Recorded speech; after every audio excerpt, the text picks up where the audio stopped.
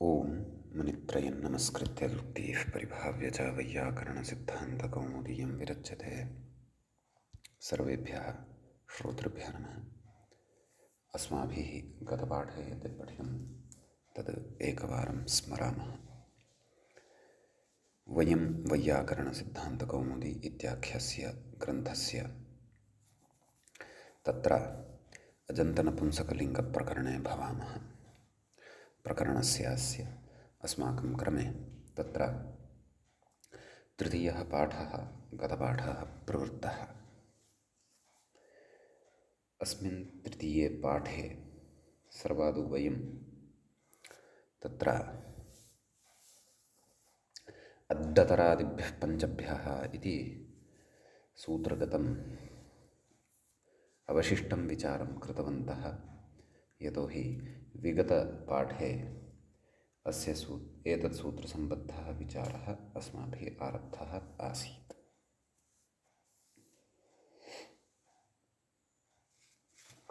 ततः नाम तत्र अपि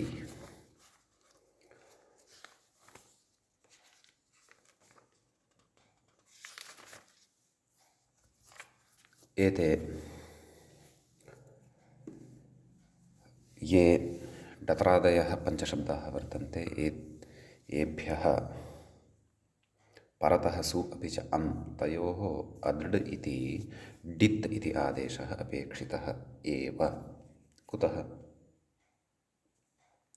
येन तत्र टेः लोपः प्रवर्तेत।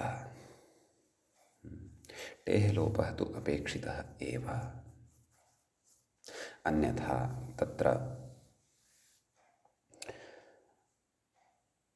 सम्बुद्धेः अवयवभूतः यः हल् वर्तते तस्यापि लोपः भवेत् इति तत्र मूले उक्तं। टेर्लुप्तत्वात् प्रथमयोः इति पूर्वसवर्णदीर्घः एङ्घ्रस्वात् इति सम्बुद्धिलोपश्च न भवति इति। तदनन्तरम् अन्यानि अपि रूपाणि तत्र अस्माभिः साधितानि।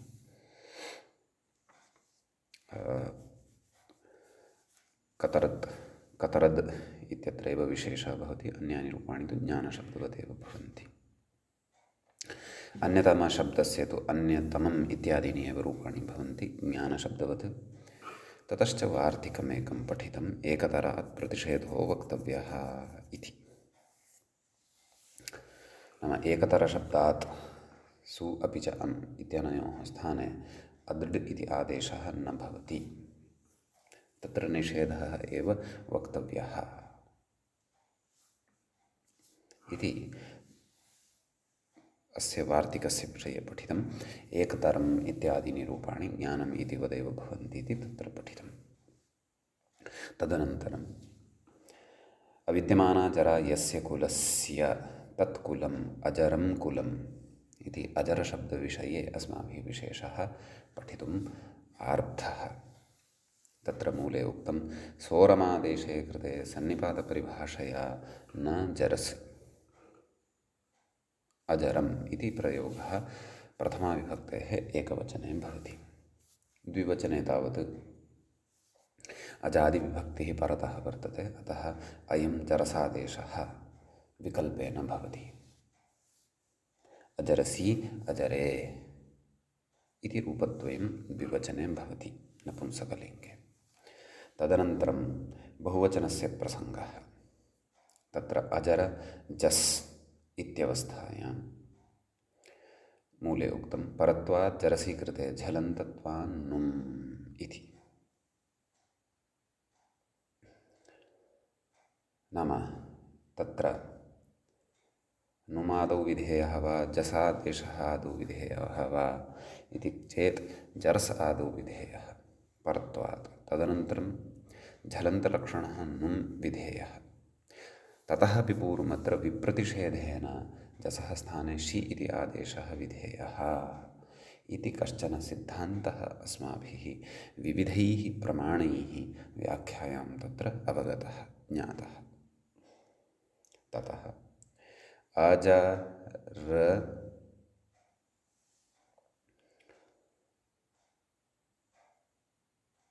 अजरस् इ नाम जरसादेशपक्षे अजरस् इ इत्यवस्थायां तत्र रेफोत्तरवर्तीयः अकारः तस्मात् परतः आगत्य नुं तिष्ठति इति। आम्, गतपाठस्य अन्ते व्याख्यायाः पङ्क्तिः इत्थम् आसीत्, उभयथापि अजरन्स् इति स्थिते नान्तत्वाभावात् सर्वनामस्थाने इति दीर्घे अप्राप्ते इति पङ्क्तिः अस्माभिः पठिता। नाम दीर्घः न प्राप्तः भवति, सर्वनामस्थाने च सम्बुद्धौ इति कृत्वा तत्र सूत्रम् इदानीम् अग्रे आरभ्यते। एवं खलु, सर्वनामस्थाने च सम्बुद्धौ इत्यस्य कृते तत्र नान्तम् अपेक्षितं भवति खलु पदं। यथा अस्माभिः सखा इत्यादिषु तत्र उपधः दीर्घः कृतः, तद्वद् यदि अत्रापि उपधः दीर्घः कर्तव्यः तर्हि नान्तत्वम् अपेक्षितं, पदमिति न शब्दः, प्रातिपदिकम्। अत्र उभयथापि इत्यस्मिन् विषये किञ्चित् इतोपि वदिष्यामि इति ह्यः उक्तं, तद्विषये कथयिष्यते इति। एतावान् विषयः अस्माभिः गते पाठे पठितः। अयञ्च अस्माकं क्रमे तत्र अजन्तनपुंसकलिङ्गप्रकरणस्यास्य तृतीयः पाठः सम्पन्नः। अधुना तावत् अजन्तनपुंसकलिङ्गप्रकरणस्यास्य चतुर्थः पाठः अस्माकं क्रमे अत्र आरब्धः भवति।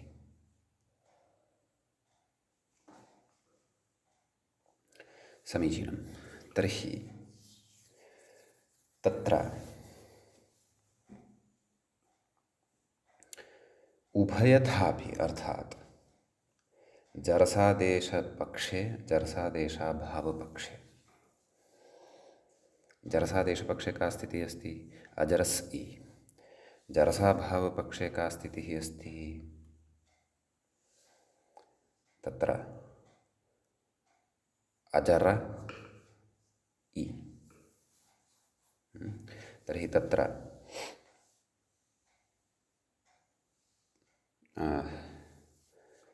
वस्तुतः अजरस् इ इत्यत्र नुमागमः अपि स्वीकर्तव्यः। अजरन् स इ नुमागमाभावे तत्र नैव जरसादेशाभावे अजर न इ नुमागमः तु उभयत्रापि भवति। पश्यन्तु, यतोहि ज्ञानानि इति रूपं साधितं खलु, तत्र नुमागमः अस्ति एव। तर्हि नुमागमे सति उभयथापि, उभयथा अर्थात् जरसादेशपक्षे जरसादेशाभावपक्षे नुं तु उभयत्र भवति। अर्थात् अजरन्स् इ इति पक्षे अजरन् इ इति पक्षे कथयति नान्तत्वाभावात्। परन्तु उभयथा इति शब्देन प्रकृते जरसादेशाभावपक्षः न स्वीकर्तुं शक्यते। अतः मया यद्व्याख्यानम् उच्यमानं वर्तते तन्न सङ्गतम् अस्याः पङ्क्तेः। कुतः न सङ्गतं? यतोहि व्याख्याता कथयन्नस्ति अग्रे नान्तत्वाभावात्। यतः जरसादेशः यस्मिन् पक्षे नास्ति तस्मिन् पक्षे तु नान्तत्वम् अस्ति एव। तर्हि कोऽर्थः अस्य उभयथा इत्यस्य इति चेत् उपरि नाम व्याख्यायाम् अस्माभिः यद् मतं ह्यः पठितं, नाम शी आदौ भवतु अथवा जरस् आदौ भवतु, नाम केषाञ्चन मतं यद् पूर्वम् उपस्थापितं। केचन तत्र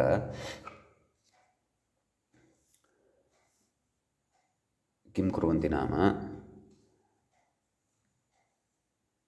शीभावादपि पूर्वं जरसं कल्पयन्ति, जरसः विधानं कुर्वन्ति, तदनन्तरं शीभावं कुर्वन्ति, तदनन्तरं झलन्तत्वान् नुं कथयन्ति।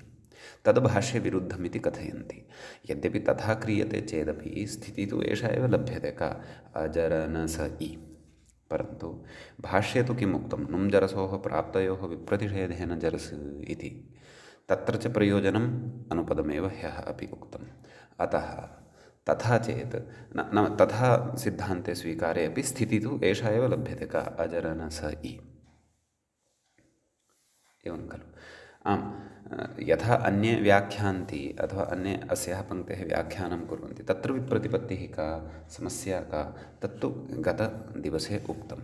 अतः तत्र जरसादेशात् प्राक् ये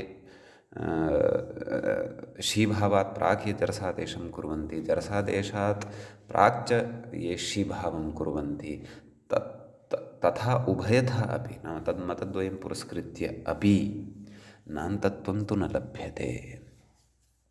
समीचीनम्। अतः एव कथ्यते किं नान्तत्वाभावात्, नाम नान्तत्वं नास्ति, सान्तत्वम् अस्ति अधुना अस्य प्रातिपदिकस्य। तर्हि नान्तत्वं यदि नास्ति तर्हि सर्वनामस्थाने च सम्बुद्धौ इति अत्र न प्रवर्तते। अतः किञ्चन वचनं तादृशं कर्तव्यं येन अजरनस् इ इत्यवस्थायां रेफोत्तरवर्ती यः अकारः वर्तते तस्य अकारस्य दीर्घः स्यात्, अजरांसि इति रूपं लभ्येत जरसादेशपक्षे। तदर्थम् अत्र अग्रे सूत्रम् अस्ति आरभ्यमाणम्। समीचीनम्। एतस्य सूत्रस्य च आरम्भेण उक्तमेव अस्य पाठस्य, अस्य प्रकरणस्य चतुर्थस्य पाठस्य च आरम्भः अपि जातः भवति। सम्यक्। तर्हि सूत्रं वर्तते सान्तमहतः संयोगस्य इति। तत्र सान्तमहतः व्याख्याता कथयति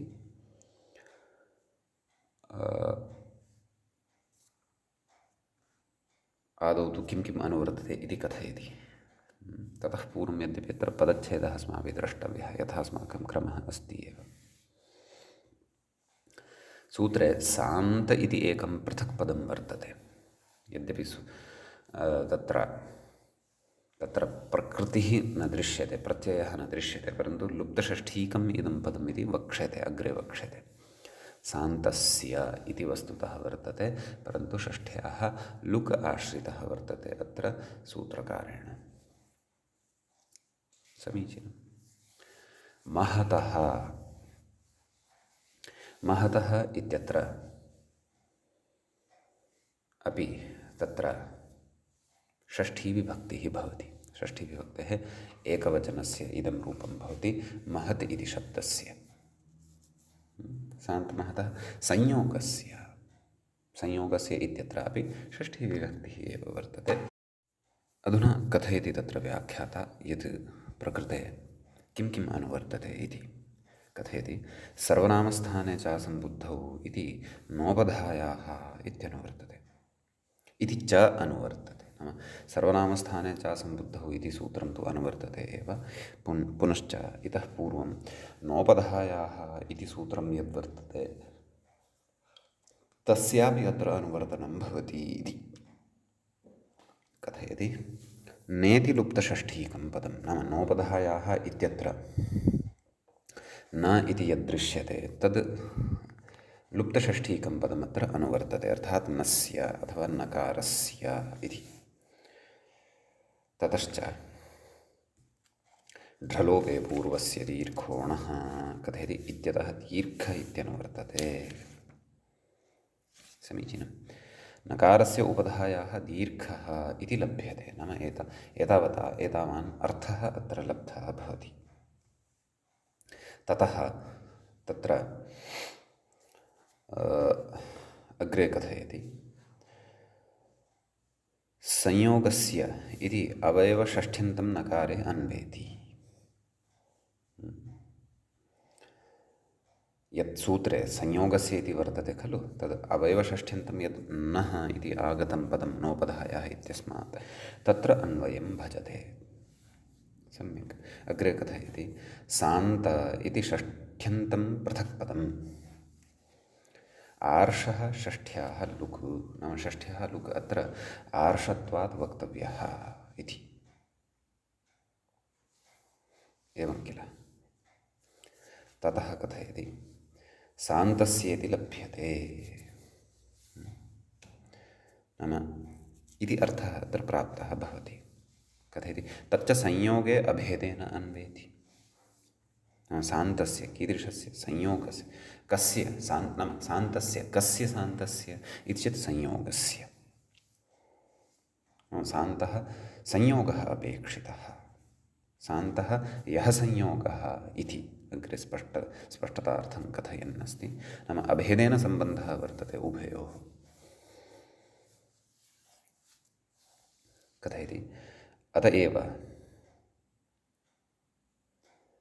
असामर्थ्यात् महत्शब्देन तस्य न समासः इति। एवं खलु। नाम सान्तः इति यत् पदं वर्तते खलु सूत्रे, तस्य महत् इत्यनेन समासः नास्ति। अतः सान्तस्य महत्संयोगस्य एवं रीत्या समासं कृत्वा उच्येत इति यदि कथ्यते केनापि तर्हि न भवति। कुतः? सामर्थ्यं नास्ति। यतोहि तस्य अन्वयः अन्यत्र वर्तते। सान्तः इति संयोगे इति अन्वेति। अतः सान्तः इत्यस्य महत्शब्देन सह समासः भवितुं नार्हति। एतदेव कथ्यते खलु। अत एव असामर्थ्यात् महत्शब्देन तस्य न समासः। नाम सान्तः इति पदस्य, संयोग इत्यस्य न, सान्तः इति पदस्य महत्शब्देन सह समासः न भवति। अपि च संयोग इत्यस्यापि महत्शब्देन सह समासः न भवितुम् अर्हति। तत्रापि अयमेव विचारः वर्तते। यतः सान्तः इत्यस्य अन्वयः, सम्बन्धः महतः इत्यत्र वर्तते।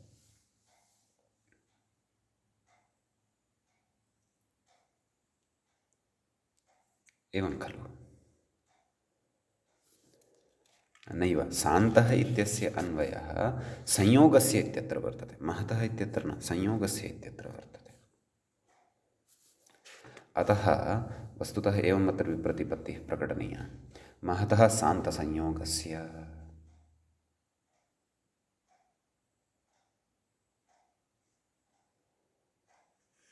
एवं खलु। तदेव अत्र स एव अभिप्रायः इति अहं चिन्तयामि। पुनः पठामः। कथयति, आर्षः षष्ठ्याः लुक्, क्व सान्त इत्यत्र सान्तस्य इति लभ्यते, तच्च संयोगे अन्वयति। तत् नाम किं? सान्तः इति यत् पदं वर्तते तत् संयोगे अभेदेन अन्वयति, अभेदेन अन्वयः वर्तते। अस्तु, नाम सान्तस्य संयोगः, सान्तः यः संयोगः तस्य इत्येवं कथयति। अतएव सामर्थ्यात्, अतएव असामर्थ्यात् महच्छब्देन तस्य न समासः। अधुना स्पष्टं। नाम सान्त इत्यस्य महत् इत्यनेन सह समासः नास्ति। सान्तमहतः संयोगस्य इत्येवं रीत्या वक्तुं न शक्नुमः। यतः सान्तः इत्यस्य अन्वयः महतः इत्यत्र नास्ति। यतः महत् शब्दस्तु कदापि सान्तः न भवति। सान्तः इत्यस्य, सान्तस्य इत्यस्य अन्वयः संयोगस्य इत्यत्र वर्तते। एवं खलु। यतः समासाय पदेषु सामर्थ्यमपेक्षितं वर्तते, अपेक्षितं भवति। सामर्थ्यं नाम विशिष्टा योग्यता। इसुसो सामर्थ्ये इत्यादि सूत्रपठनवेलायां किञ्चित् अस्माभिः सन्धिप्रकरणे सामर्थ्यं श्रुतं।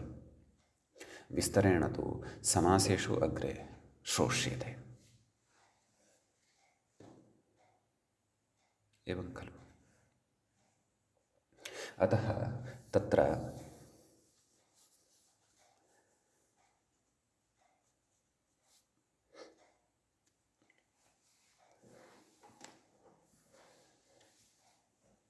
एवं रीत्या असामर्थ्यात् समासः न भवति। सान्तमहतः अनयोः समासः न भवति। अतः सान्तः इति पृथगेव पदं वर्तते, लुप्तषष्ठीकम् इति युक्त्यापि अस्माकम् अत्र विषयः स्पष्टः भवति यत् सान्त इति पृथगेव पदं वर्तते, तस्य महत् इत्यनेन समासः नास्ति। अग्रे कथयति महत महतः इत्यपि अवयवषष्ठ्यन्तं, महतः इत्यत्रापि षष्ठीविभक्तिः भवति, सापि षष्ठीविभक्तिः स्थानषष्ठी नास्ति, नाम षष्ठीस्थानयोगः इति तत्र नोपतिष्ठते, परन्तु अवयवषष्ठी एव भवति, नाम महत् इति शब्दस्य इति अर्थः तत्र अस्माभिः ग्राह्यो भवति। अग्रे उक्तं तच्च नकारे अन्वेति। महत् इत्यस्य तत्र अन्वयः नकारे अस्ति। नकारः कुतः आगतः? नोपधायाः। एवं खलु, यतः महत् इत्यत्र यद्यपि साक्षात् नकारः न दृश्यते, परन्तु तत्रापि नुमागमवशात् नकारः श्रूयते। तस्य रूपसिद्धिविषये महच्छब्दसम्बद्धा या रूपसिद्धिः वर्तते, तद्रूपसिद्धिविषये तु अस्माभिः तत्र हलन्तपुल्लिङ्गप्रकरणे अथवा नपुंसकलिङ्गप्रकरणे नाम हलन्ताधिकारे द्रक्ष्यते। समीचीनं। तदाह अतः कथयति, नाम अतः सूत्रार्थं कथयति। किं कथयति? मूले पश्यामः। सान्तसंयोगस्य, नाम तादृशः संयोगः यस्य अन्ते सकारः भवति, यथा अस्माकं सविधे उपलब्धः एव वर्तते अजर न स इ, अत्र नकारसकारयोः संयोगः वर्तते। अयं संयोगः सान्तः वर्तते। सम्यक्।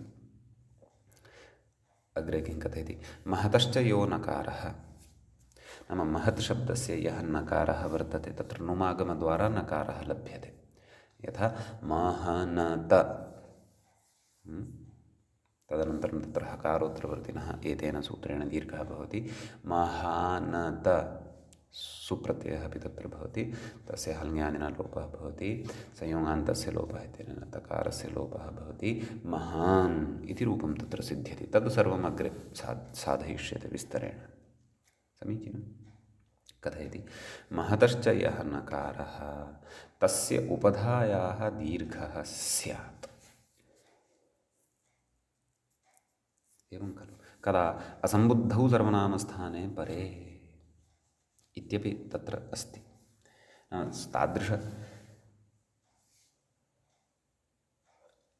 तादृशः असम्बुद्धिः सर्वनामस्थानसंज्ञकः परतः अपेक्षितः, अथवा तादृशः सर्वनामस्थानसंज्ञकः प्रत्ययः परतः अपेक्षितः, यः सम्बुद्धिभिन्नः भवति। एवं खलु। अतः तत्सर्वम् अस्माकं सविधे अस्ति एव। वयं तु बहुवचने स्मः। अत्र षि-सर्वनामस्थानम् इत्यनेन षि इत्यस्य सर्वनामस्थानसंज्ञा अपि वर्तते। किञ्च एषः षि इति, षिः इति सम्बुद्धिभिन्नोऽपि वर्तते। अतः कथयति अग्रे अजरांसि, व्याख्याता कथयति दीर्घे सति, नाम अजरनस इ इत्यवस्थायां सान्तः यः संयोगः तस्य नकारस्य या उपधा, यथा द्वयोः नकारस्य उपधा, द्वयोः यः नकारः वर्तते, सान्तसंयोगस्य यः नकारः तस्य उपधा, महत् शब्दस्य यः नकारः तस्य च उपधा या वर्तते। अजरनस इ इत्यवस्थायां सान्तः संयोगः कः? न स, अनयोः संयोगः वर्तते। तत्र कः नकारः? सकारात् पूर्ववर्ती नकारः। तस्य उपधा कः वर्णः? अर्थात् अलोन्त्यात् पूर्वोधः। तर्हि नकारात् पूर्वं वयं पश्यामः रेफोत्तरवर्ती अकारः अस्ति, सः तत्र उपधा भूतः वर्णः वर्तते, तस्य तत्र दीर्घः भवति। अतः अजरानस इ इति स्थितिः अधुना जाता। तत्र कथयति व्याख्याता दीर्घे सति नश्चापदान्तस्य इत्यनुस्वारः। नश्चापदान्तस्य झलि इति सूत्रम् अस्माभिः पूर्वं पठितमेव वर्तते। तेन सूत्रेण अत्र अनुस्वारो भवति। समीचीनम्। अग्रे कथयति, अत्र उपधायाः इति अस्तु, परन्तु पूर्वम् अनुस्वारानन्तरं तर्हि का स्थितिः लब्धा?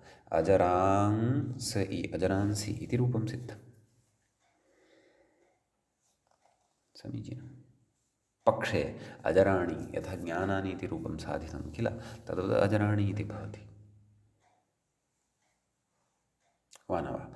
तत्र तु सर्वनामस्थाने च असम्बुद्धौ इत्यनेन एव उपधायाः दीर्घः सम्भवति, यथा नान्तम् अस्ति तत्पदम्। नुमागमात् परं नपुंसकस्य झलचः इत्यनेन च नुमागमः विधेयः। नाम यथा ज्ञानानि इति रूपं साधितं तद्वदेव एवं खलु। णत्वं पृथक्तया विशेषः भवति, अजराणि इति। नुमः यः नकारः सः णकारादेशं प्राप्नोति इति भावः। समीचीनम्। अग्रे व्याख्याता इतोपि किं कथयन्नस्ति इति पश्यामः। कथयति, अत्र उपधायाः इति पूर्वत्वमात्रोपलक्षणम् इति। उपधाविषये काचित् स्पष्टता अत्र अपेक्षिता। मया एतावता किमुक्तम्? अन्त्यात् अलः पूर्व उपधाः नाम नकारस्य किमुक्तं सान्तसंयोगस्य महतश्च यः नकारः तस्य उपधायाः। तत्र अलः अन्त्यात् पूर्व उपधा इति पारिभाषिकी उपधा ग्राह्या वा अथवा उपधाशब्दस्य अत्र कश्चन विशेषः भिन्नः अर्थः अस्ति वा इति व्याख्याता अधुना स्पष्टीकुर्वन् अस्ति विषयं। पश्यामः किं कथयन् अस्ति। कथयति, अत्र उपधायाः इति पूर्वमात्रोपलक्षणम्। उपधाशब्देन अत्र पूर्वत्वमेव ग्राह्यम्। कुतः कथयति? नाम उपधा इत्यस्य पूर्वम् इत्येव अर्थः इति भावः। कथयति, कुतः? पारिभाषिक उपधात्वस्य असम्भवात् इति। नाम पारिभाषिकी उपधा अत्र न सम्भवति। कुतः? अलः अन्त्यात् पूर्व उपधा। अन्त्यः अल् वस्तुतः नकारः नास्ति। अन्त्यः अल् तु स इति वर्तते। जरसादेशानन्तरम् अजरनस इति तत्र विद्यमानः सकारः अन्त्यः अल् वर्तते। वा न वा?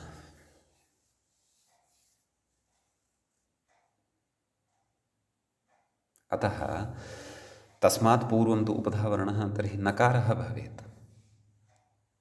आम्, नकारस्य अकारः उपधात्वं प्राप्तुं शक्नोति स्म। नकारात् पूर्वं विद्यमानः उपधात्वं प्राप्तुं शक्नोति स्म यदि नकारः अन्ते स्यात्, प्रातिपदिकस्य अन्ते स्यात्, परन्तु नकारः तु अन्ते नास्ति। अतः पारिभाषिकी या उपधा वर्तते अलोन्त्यात् पूर्व उपधा, सा उपधा अत्र न सम्भवति, असम्भवात्। अतः अत्र उपधाशब्दस्य नाम नोपधायाः इत्यस्मात् उपधा इति यत् अनुवृत्तं प्रकृते तस्य पूर्वत्वं बोध्यम्। पूर्वत्वमात्रोपलक्षणं नाम पूर्वत्वमेव तत्र उपधाशब्दस्य अर्थः वर्तते इति। उपधाशब्दः अस्मिन् अर्थे तत्र उपलक्षणीभूतः भवति, ज्ञापकः भवति इति भावः। तद् विधानसामर्थ्यात् ज्ञायते, विधानसामर्थ्यात् अयमर्थः बुध्यते। अन्यथा अलोन्त्यात् पूर्वोपधः इत्यस्य अप्रवृत्त्या तर्हि रेफोत्रवर्तिनः अकारस्य उपधात्वाभावात् दीर्घः एव न स्यात् इति क्लेशः तत्र स्यात्। यद्यपि अयं विषयः अत्र मूलेनोक्तः तथापि अस्मत् स्पष्टतार्थं व्याख्यात्रा अत्र उक्तम्। यद्यपि कदाचित् अस्माकं जिज्ञासाः अथवा शङ्काः स्यादपि अस्य उपधात्वं कथं वर्तते इति। ततः अग्रे कथयति, अथ द्वितीया एकवचने रूपं दर्शयितुमाह इति। इदानीं द्वितीयाविभक्तेः एकवचनस्य उपक्रमः वर्तते। कथयति, अमीलुकः इति। मूले पश्यामः। अमीलुकः अपवादः, अमीलुकः अपवादम् अम्भावं बाधित्वा परत्वात् जर्स् एवं खलु। अमि परतः तत्र लुक् प्राप्तः भवति। केन? स्वमोर्नपुंसकात् इति।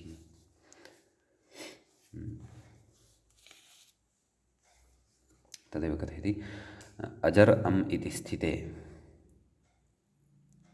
स्वमोर्नपुंसकात् इति लुक् प्राप्तः। नाम या पङ्क्तिः वर्तते तां पङ्क्तिं क्रमशः बोधयन्नस्ति, मूलपङ्क्तेः बोधं कारयन्नस्ति।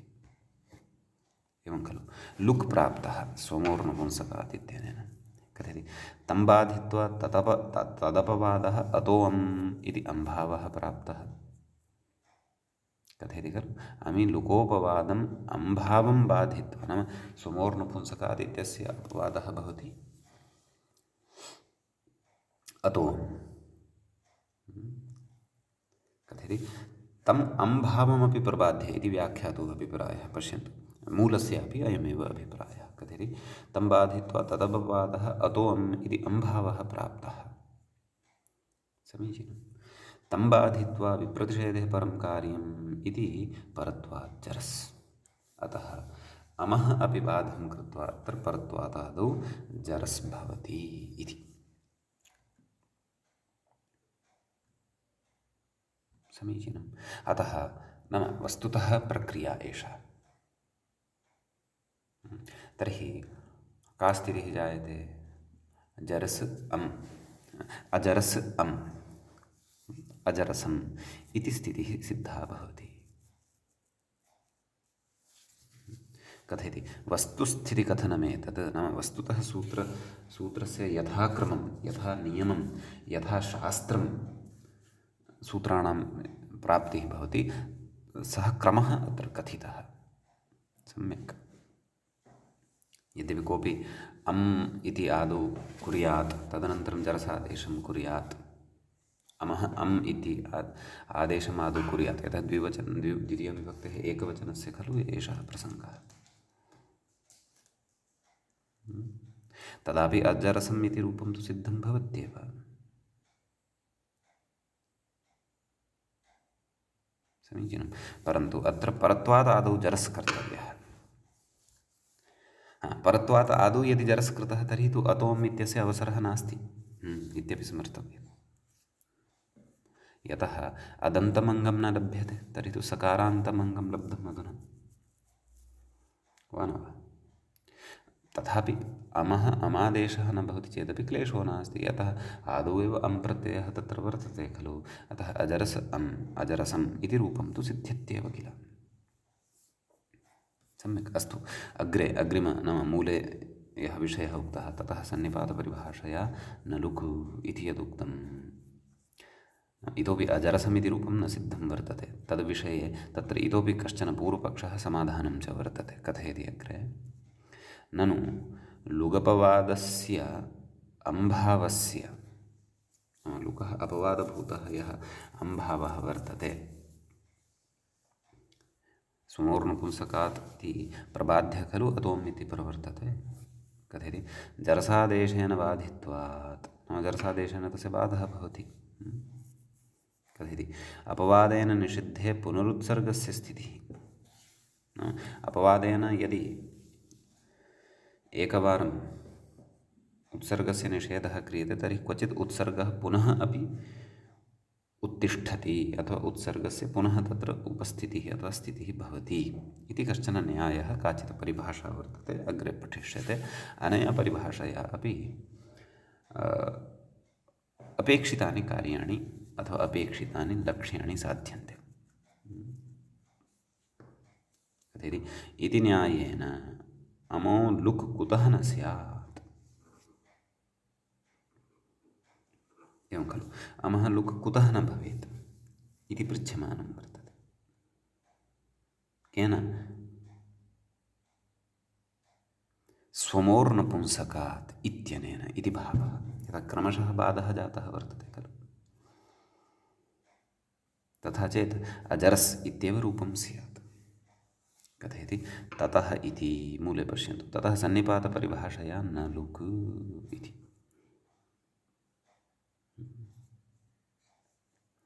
ततो न लुगित्यन्वयः नाम ततः नाम लुक् न भवति। कथयति जरसादेशानन्तरम् अमः लुङ् न भवति इत्यतः आह इत्यर्थः। कुतः इत्यतः आह सन्निपाते इति मूले उक्तं खलु, सन्निपातपरिभाषया न लुक्। कथयति अं सन्निपातमाश्रित्य प्रवृत्तस्य जरसः नाम अमम् आश्रित्य खलु जरस् प्रवृत्तः वर्तते। तल्लुकि नाम अमः लुकि निमित्तत्वाभावात् नाम अमः लुकं कर्तुं तस्य निमित्तत्वं न भवति। सन्निपातलक्षणो विधिरनिमित्तं तद्विघातस्य। परिभाषा च एषा विस्तरेण अस्माभिः पूर्वं पठिता, असकृच्च चर्चिता। समीचीनम्। अतः अजरसम् इत्येव रूपं भवति, अजरस् इति रूपं तु न भवति। पक्षे ज्ञानम् इतिवत् अजरम् इति रूपम् अपि भवति इति द्वितीया विभक्तेः एकवचनम् इदं भवति। समीचीनम्। अग्रे कथयति शेषं पुंवत् मूले अजरसा अजरेण तत्र जरसादेशपक्षे यथा पुंसि अस्माभिः रूपाणि साधितानि तद्वद् अन्यानि अपि रूपाणि भवन्ति। तर्हि तृतीयाविभक्तेः एकवचने अजरसा अजरेण, द्विवचने तु एकमेव रूपं, यतः अजादिविभक्तिः परतः नास्ति तत् इति कृत्वा जरसादेशोऽपि न भवति। अजादिविभक्तौ परतः एव जरसादेशः इति बोध्यम्। अजरसा अजरेण, अजराभ्याम् अजरैः अजरसैः एवं खलु। भिसः स्थाने ऐसादेशः भवति।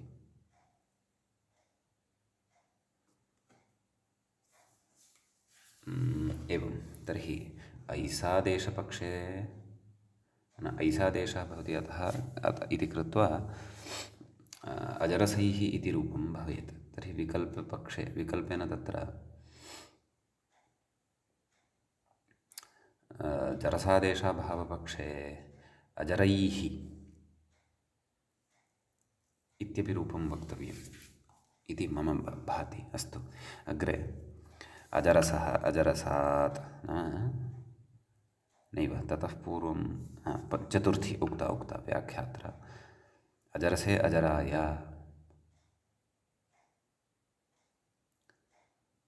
अस्माभिः एतावता तृतीया उक्ता खलु, अजरसा अजरेण अजराभ्याम् अजरसैः अजरैः।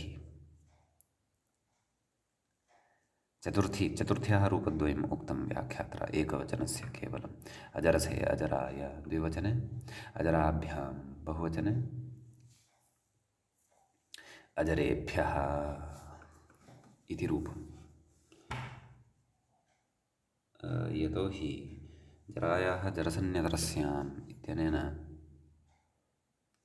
अचपरकत्वम् अपेक्षितं किल,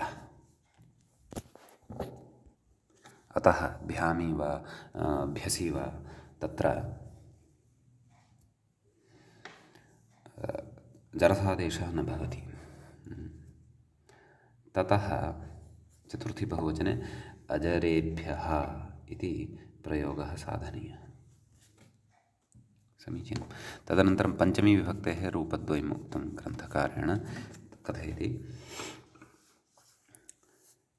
अजरसः अजरात् द्विवचने, अजराभ्यां बहुवचने, अजरेभ्यः षष्ठ्याः रूपद्वयं कथयति अजरसः अजरस्य द्विवचने, अजरसोः अजरयोः, यतः ओस् इति अजादिभक्तिः परतः वर्तते। बहुवचने अजराणां, यतः आमः नुडागमः विधीयते, नुडागमे सति अजादित्वाभावात् तत्र जरसादेशः न भवति, अतः अजराणाम् इत्येव इति रूपं भवति।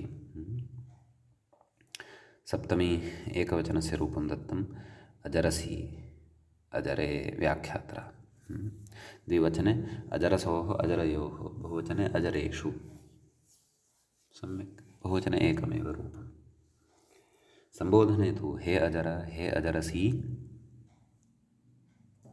हे अजरे रूपद्वयं। बहुवचने हे अजरांसि, हे अजराणि इत्येवं रीत्या रूपाणि अत्र अवगन्तव्यानि। सम्यक् इति कश्चन जरस् अजरस् अजरशब्दविषये कश्चन विशेषः अत्र प्रकरणे अस्माभिः पठितः। अधुना अग्रे अन्ये केचन विशिष्टाः विचाराः क्रियन्ते, विशिष्टाः विचाराः सन्ति उच्यमानाः। तत्र कथयति हृदयोदकास्य शब्दाः सुटिज्ञानवत् इति। हृदयशब्दः यः वर्तते, उदकशब्दः वर्तते, आस्यशब्दः वर्तते, नपुंसकलिङ्गे एते शब्दाः वर्तन्ते, अकारान्तनपुंसकलिङ्गे भवन्ति। सुटिपरतः अर्थात् सुवौजस् अम् औट् एतेषु पञ्चसु प्रत्ययेषु परतः ज्ञानवत् एते शब्दाः भवन्ति, नाम ज्ञानशब्दवत् एतेषां रूपाणि भवन्ति इति भावः। हृदयं हृदये हृदयानि हृदयं हृदये, उदकम् उदके उदकानि उदकम् उदके, आस्यम् आस्ये आस्यानि आस्यम् आस्ये। ततः परतः नाम शसादौ कश्चन विशेषः वर्तते तत्र, अतः कथयति व्याख्याता शसादौ विशेषणाः, नाम शसादिषु विभक्तिषु परतः कश्चन विशेषः तत्र वर्तते, अतः तं विशेषं कथयति। किं कथयति? पद्दन्निति मूले पश्यन्तु। पद्दन् अर्थात् पद्दन्नो मासरन् षदन् यूषन् दोषन् यकिञ्चकन्नुदन्नाथं च स्पृभृतिषु इति हृदयोदकास्यानां, नाम हृदयशब्दस्य उदकशब्दस्य आस्य इति शब्दस्य च क्रमशः कथयति अग्रे। हृद् उदन् आसन् इति, नाम एते आदेशाः भवन्ति इति भावः। समीचीनं। तर्हि तत्र मूले एकं पदं दत्तं, पश्यन्तु किं, हृन्दि इति, नाम द्वितीयाविभक्तेः द्विवचनस्य एषः विषयः। द्वितीयाविभक्तेः द्विवचने हृदादेशाभावपक्षे हृदयानि ज्ञानानि इतिवत् पदं भवति, इतिवत् रूपं भवति, परन्तु हृदादेशपक्षे किं रूपं भवति? हृन्दि इति रूपं भवति। कथम् अस्य सिद्धिः भवति कथयति। आदौ हृदयशब्दस्य स्थाने शसि परतः हृदादेशः पद्दन्नो मास् इत्यनेन कृतः, तदनन्तरं का स्थितिः जाता? हृद् शस्। सम्यक् कथयति। हृदयशब्दात् शसः शि भावे, व्याख्यातारं पश्यन्तु, शसः स्थाने शि इति आदेशः भवति इत्यर्थः। का स्थितिः? हृद् इ कथयति, नैव हृदय इ अग्रे कथयति। हृदादेशे अर्थात् पद्दन्नो मास् इत्यादिना सूत्रेण हृदय इत्यस्य स्थाने हृद् इति आदेशः विधीयते। एवं खलु कथयति। नपुंसकस्य झलजः इति सूत्रं यद्नुमागमविधायकम् अस्माभिः पठितं कथयति। इति ऋकारात् परतः, नाम हृदि इत्यत्र हकारोत्तरवर्ती यः ऋवर्णः, तस्माच्च परतः यः, तस्मात् परतः आगत्य नुं तिष्ठति, मिदजोन्त्यात् परः इति परिभाषया का स्थितिः जायते? हृ न इ, नैव हृ न द इ, दकारोऽपि अस्ति खलु। अनन्तरं कथयति व्याख्याता नश्चापदान्तस्य इत्यनुसारे, नाम नश्चापदान्तस्य झलि इत्यनेन नकारस्य अनुस्वारः भवति। का स्थितिः जायते? हृन् न इ कथयति। ततः परसवर्णे नकारे रूपं, तदनन्तरं तत्र परसवर्णः भवति। क्षन्तव्यः, अर्थात् अनुस्वारस्य यै परसवर्णः। समीचीनम्। अर्थात् अनुस्वारः पुनरपि नकाररूपमेव गृह्णाति, अतः हृन् द इ हृन्दि इति रूपं तत्र भवति। अतः हृन्दि हृदयानि इत्येवं रीत्या रूपद्वयं तत्र अस्माभिः साधनीयम्। मूले उक्तं, व्याख्याता इङ्गितं करोति इत्यादि इति। मूले उक्तं हृदा हृद्भ्याम् इत्यादि नाम इमानि अन्यानि अपि रूपाणि अत्र सिद्धानि भवन्ति इति भावः। सम्यक्। तर्हि तत्र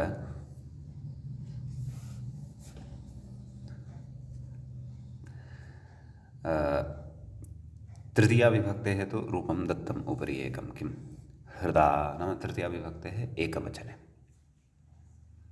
एवं किल। तृतीयादिषु शसादिषु सर्वत्रापि विकल्पेन खलु एते आदेशाः भवन्ति। अतः हृदादेशपक्षे टायां हृदा इति रूपं भवति, पक्षे हृदयेन इति रूपं भवति। द्वितीयं रूपं दत्तं तत्र हृदादेशपक्षे तृतीयाद्विवचनस्य हृद्भ्यां, तदभावपक्षे हृदयाभ्यां। सम्यक्। बहुवचने हृद्भिः हृदयैः इत्येवं रीत्या तृतीयायां रूपाणि ज्ञेयानि। चतुर्थ्यां तावत् कथयति हृदये एवं किल। तत्र हृदादेशपक्षे ङे प्रत्यये परतः हृदये, अन्यथा हृदयाय एवं किल। पञ्चम्याः एकवचनस्य रूपाणि व्याख्यात्रा एकवचनस्य रूपं व्याख्यात्रा कथितं हृदः, तदभावपक्षे हृदयात्, द्विवचने हृद्भ्यां हृदयाभ्यां, बहुवचने हृद्भ्यः हृदयेभ्यः। षष्ठ्याः एकवचनस्यापि रूपं व्याख्यात्रा प्रदत्तं हृदः, पक्षे हृदयस्य, द्विवचने हृदोः, ओस् भवति खलु परतः, तदभावे हृदययोः, बहुवचने तदेव व्याख्याता अग्रे कथयन्नस्ति हृदोः हृदां, बहुवचने किं रूपं हृदां, हृदादेशपक्षे, तदभावपक्षे हृदयानाम्। अग्रे कथयति सप्तमी विभक्तेः एकवचनं कथयति हृदि, एवं खलु। तदभावपक्षे हृदये, रामशब्द अथवा ज्ञानशब्दवत्। द्विवचने हृदोः, पक्षे हृदययोः, बहुवचने हृत्सु, चत्वेन दकारस्य तकारः आगच्छति, एवं खलु खरिच इत्यनेन। अतः हृत्सु, पक्षे हृदयेषु इति च रूपं तत्र भवति। अग्रे कथयति हृदभावपक्षे ज्ञानवत्, नाम हृदादेशः यस्मिन् पक्षे न भवति तस्मिन् पक्षे ज्ञानशब्दवत् रूपाणि अत्र बोध्यानि। समीचीनम्। तानि अनुपदमेव अस्माभिः उक्तानि। सम्बोधने तावत् हे हृदय, हे हृदये, हे हृदयानि इत्यादीनि एव रूपाणि, यतोहि शसादिविभक्तेः बहिर्भूतः एषः विषयः भवति। शसादि विभक्तिम् अतिरिच्य सुटि अपि परतः क्वचित् पदादयः आदेशाः ये दृश्यन्ते ते तु शिष्टप्रयोगसामर्थ्यात् अथवा प्रसिद्धप्रयोगसामर्थ्यादेव अस्माभिः क्रियन्ते। वयं न तत्र कर्तुं तथा समर्थाः। अग्रे कथयति उदकशब्दः सुटिज्ञानवत् इति। इदानीम् उदकशब्दविषये कथयति। सुटिपरतः ज्ञानवत् भवति। कथम्? उदकम् उदके उदकानि, उदकम् उदके, सम्बोधनञ्च हे उदक, हे उदके, हे उदकानि। द्वितीया उदकम् उदके, तावदेव। बहुवचने नाम सुटि, सुटि तु ज्ञानवत् भवति। शसादौ विशेषमाः, नाम शसादिः विभक्तिः यदा परतः भवति तदा कानि रूपाणि भवन्ति इति कथयति। तत्र रूपद्वयम्। उदादेशपक्षे किं रूपम्? उदानि। तर्हि तत्र कथयति व्याख्याता शसः शिभावे, अर्थात् उदक शस् इति स्थितिः भवति खलु, शसः स्थाने शि इति आदेशः भवति। तदनन्तरम् उदन्नादेशे, नाम उदक इत्यस्य शब्दस्य स्थाने उदन् इति आदेशः भवति। का स्थितिः जायते? उदन् इ। अग्रे कथयति सर्वनामस्थाने च सम्बुद्धौ इति दीर्घः, तेन दीर्घो भवति। अतः उदान इ मेलनेन उदानि इति रूपं तत्र सिद्धं भवति। समीचीनम्। ततः तत्र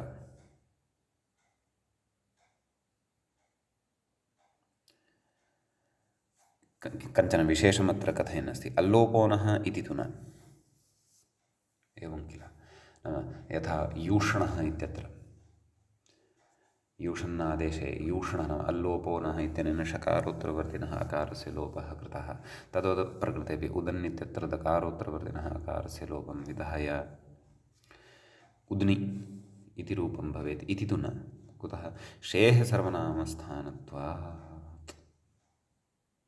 नाम शीयः भवति तस्य सर्वनामस्थानत्वं भवति। अल्लोपोनः इति तु भस्य एव लोपं करोति, भस्य एव अकारस्य लोपं करोति, एवं खलु। भस्य अनः अकारस्य लोपः तेन क्रियते। भसंज्ञा यदि अपेक्षिता तर्हि परतः सर्वनामस्थानसंज्ञकः न भवेत्, असर्वनामस्थानसंज्ञकः भवेत् इति यचिभम् इत्यत्र अस्माभिः ज्ञातं वा न वा? तर्हि तत्र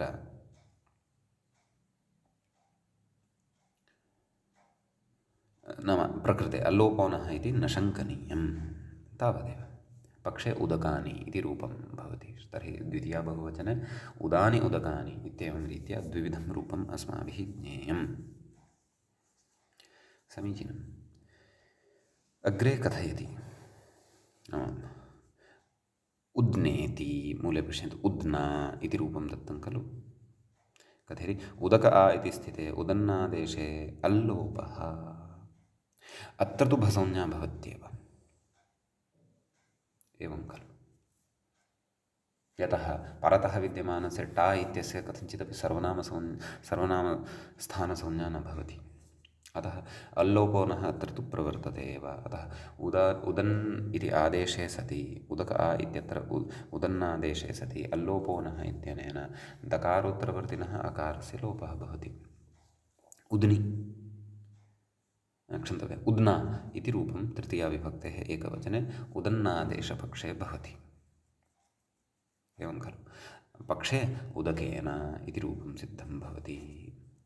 अग्रे कथयति उदभ्याम् इति, मूले उक्तं खलु उदभ्याम् इत्यादि। व्याख्याता कथयति उदन्नादेशे नाम भ्यां परतः भवति उदकभ्याम्, उदन्नादेशः भवति उदन्भ्यां। कथयति न लोपः प्रातिपदिकान्तस्य इति न लोपः, एतेन नकारस्य लोपः भवति। अतः उदभ्याम् इति रूपं भवति। कथं न लोपः प्रातिपदिकान्तस्य इत्यनेन नकारस्य लोपः यदि कर्तव्यः तर्हि उदन् इत्यत्र विद्यमानः यः नकारः तस्य नकारस्य सः नकारः प्रातिपदिकस्य अन्ते अस्ति, सत्यं, पदस्यापि अन्ते भवेत् खलु। यतः प्रातिपदिकं पदम् इति इत्युभयस्यापि अपेक्षां करोति कः? न लोपः प्रातिपदिकान्तस्य इति सूत्रम्। परन्तु पदत्वम् अस्ति अत्र, कथमस्ति तत् स्मारयन् अस्ति।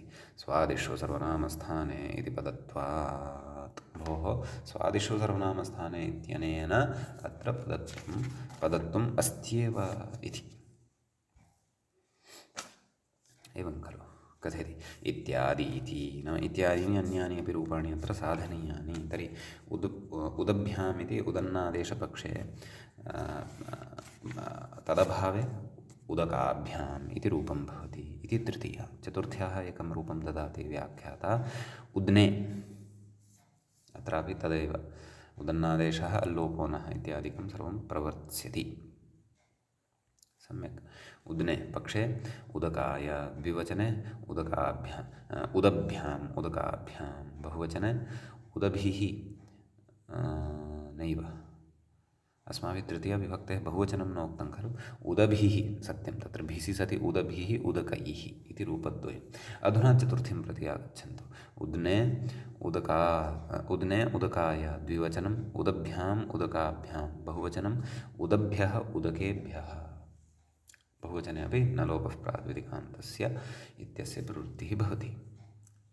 पञ्चम्याः एकवचनस्य रूपं व्याख्याता यच्छन्नस्ति उद्गः, क्षन्तव्यः उद्नः, उदन्नादेशपक्षे इदं रूपं, तदभावे उदकात्, द्विवचनम् उदभ्याम् उदकाभ्यां, बहुवचनम् उदभ्यः उदकेभ्यः। समीचीनम्। षष्ठ्याः एकवचनस्य रूपम् उद्नः इति दत्तं व्याख्यात्रा पक्षे उदकस्य। द्विवचनस्यापि रूपं दत्तं किम्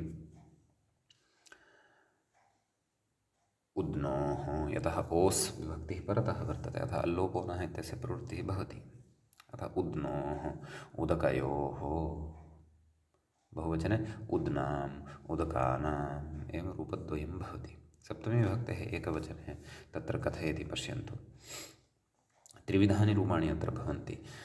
उदनि उद्नि नाम अलोपः विकल्पेन अत्र भवति। विभाषाग्निश्योः इति सूत्रम् अस्माभिः पूर्वं पठितं किल, तत् स्मर्तव्यम्। अतः त्रिविधानि रूपाणि अत्र भविष्यन्ति। उद्नि उदके अपि च पक्षे नैव उदनि उद्नि पक्षे उदके इति त्रीणि रूपाणि अत्र भवन्ति। द्विवचने उद्नोः उदकयोः, बहुवचने उदसु, अत्रापि नकारलोपः भविष्यति, न लोपः प्रातिपदिकान्तस्य इत्यनेन। उदसु उदकेषु इति बहुवचने रूपं भविष्यति। व्याख्याता कथयति उदन्नाभावपक्षे उदन्नादेशवत् रूपाणि। किं कथयति? नैव मया अग्रिमा पङ्क्तिः पठिता। कथयति उदन्नाभावपक्षे ज्ञानवत्, नाम उदन् इति आदेशः यस्मिन् पक्षे न भवति तस्मिन् पक्षे तत्र ज्ञानशब्दवत् एव रूपाणि बोध्यानि इति भावः। समीचीनम्। अग्रे कथयति आस्यशब्दः सुटिज्ञानवत् इति। आस्यशब्दः यः वर्तते सः सुटि परतः ज्ञानशब्दवत् अस्माभिः बोध्यः। आस्यम् आस्ये आस्यानि, आस्यं संबोधने हे आस्य हे आस्ये हे आस्यानि एवं रीत्या संबोधने रूपाणि ज्ञानि। द्वितीयविभक्तेः एकवचने आस्यं, द्विवचने आस्ये। शसादौ विशेषः वर्तते। व्याख्याता कथयति शसादौ विशेषमाह आसानी इत्यादि। मूले पश्यन्तु आसानी नाम आसन्नादेशपक्षे इदं रूपं वर्तते। कथयति अग्रे उदन्नादेशवद्रूपाणि, यथा उदन्नादेशसन्दर्भे अस्माभिः रूपाणि साधितानि तद्वदेव अत्रापि रूपाणि भवन्ति इति भावः। तर्हि आसन् शी, आसन शी क्षन्तव्यः। कस्य स्थाने भवति आस्य इति आदेशः?